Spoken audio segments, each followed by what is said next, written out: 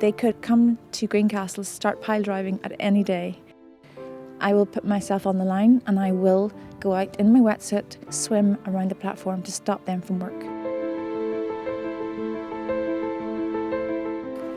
Well, my name is Christine Gibson. I came back to Greencastle only 2.5 years ago. I lived here when I was a teenager with my mum. I found out bit by bit what was happening here to this beautiful place.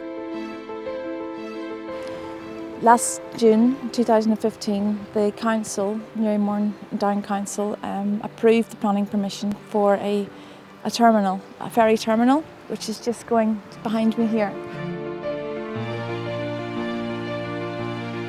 This is a Ramsar site, an ASSI and an SPA.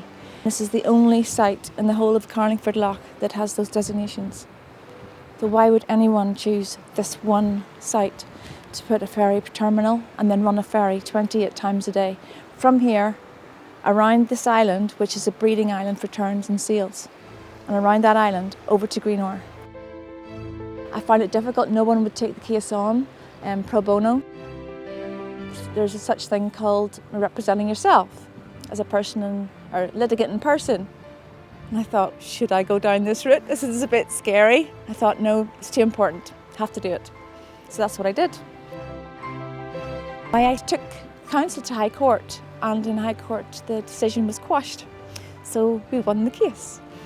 It put some faith back in. There is a system out there that we can rely on.